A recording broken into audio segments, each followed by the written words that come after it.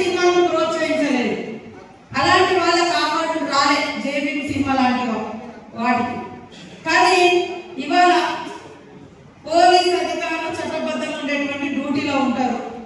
వాళ్ళని బట్టలిప్పేసి ఒక స్మగ్లర్ పాత్రలో ఒక స్మగ్లర్ పాత్రలో ఉండేటువంటి ఒక స్మగ్లింగ్ చేసేటువంటి హీరోలు పోలీస్ అధికారులను పోలీస్ స్టేషన్లలో బయట బట్టలిప్పేసి నిలబెట్టి యథేచ్ఛగా స్మగ్లింగ్ చేసేటువంటి సినిమాలకు మాత్రం కేంద్రం నుంచి అవార్డులు వస్తున్నాయి. ఏం చేయాలి? ఇలాంటిదైనా మీరు ప్రోత్సహించేది. ఏ సినిమాను మేము గౌరవిస్తాం. సినిమాలో ఒక ఎంటర్టైన్మెంట్ పబ్లిక్ ఉంటుంది.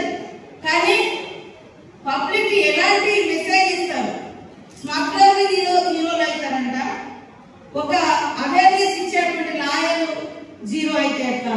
ఒకవేళ అక్కడ స్మగ్లింగ్ జరుగుతున్నప్పుడు దాన్ని కట్టడి చేసేటువంటి పోలీస్ అధికారి జీరో ఎట్లా అవుతాడు?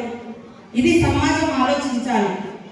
కాబట్టి సినిమా యాక్టర్లైనా సినిమా ప్రొడ్యూసర్స్ అయినా డైరెక్టర్లు అయినా ఈ సమాజాన్ని ఒక ఉన్నతమైనటువంటి సన్మార్గంలో తీసుకెళ్లేటువంటి లక్షణాలు, ఇతరుల గురించి తప్పించేటువంటి భావాన్ని, ఇతరులకు హెల్ప్ చేసే భావాన్ని, ఇతరుల గౌరవాన్ని కాపాడే విధంగా సినిమా తీస్తే సమాజం ఇంకా సన్మార్గంలో నడుస్తుంది.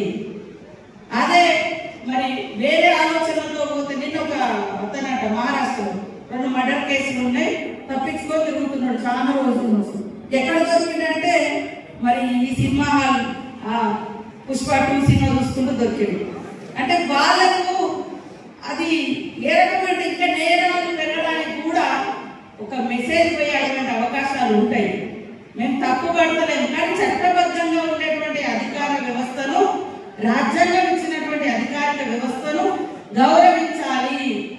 అలాంటి మెసేజ్ ఖచ్చితంగా ప్రతి ప్రొడ్యూసర్, యాక్ట్ చేసేటువంటి యాక్టర్లు అది ఫాలో కావాల్సిన అవసరం ఉంది. కాబట్టి ఈరోజు సమాజం యొక్క ఉన్నతి మనందరి ఉన్నతి, మన పిల్లల భవిష్యత్తే మనందరి భవిష్యత్తు. పిల్లల్ని సన్మార్గంలో నడిపించాలి.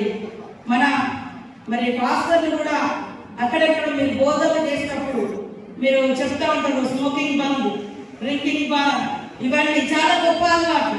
వాస్తవానికి తాగొద్దు, చుట్టూ తాగితే హెల్త్ పాడవుతుంది, వీరు ప్రాణి తాగొద్దు, ఇవన్నీ ఇట్లాంటి లక్షణాలు చెప్తుంటారు. అట్లనే యువతకు కూడా మీ చర్చలకు వచ్చేటువంటి వాళ్లకు ఇలాంటి సన్మార్గమైనటువంటి విద్యాబుద్ధులు లాంటి మంచి మానవతా దృక్పథంలో ఉన్నటువంటి లక్షణాలను నేర్పించాలి. అది చర్చలలో జరగాలి, అది మసీదులలో జరగాలి, అది గుళ్ళల్లో జరగాలి, గోపురాలలో జరగాలి. ప్రతి చోట జరిగినప్పుడు ఈ సమాజంలో ఎలాంటి డిస్టర్బెన్స్ లేకుండా స్వేచ్ఛగా మన గడ్డ మీద మనం తలెత్తుకొని తిరుగుతాం. ఇవాళ ఒక అమ్మాయి బయటకు వచ్చి ఇంటికి పోవాలంటే రాత్రి అయిందంటే భయపడే పరిస్థితి ఎందుకు?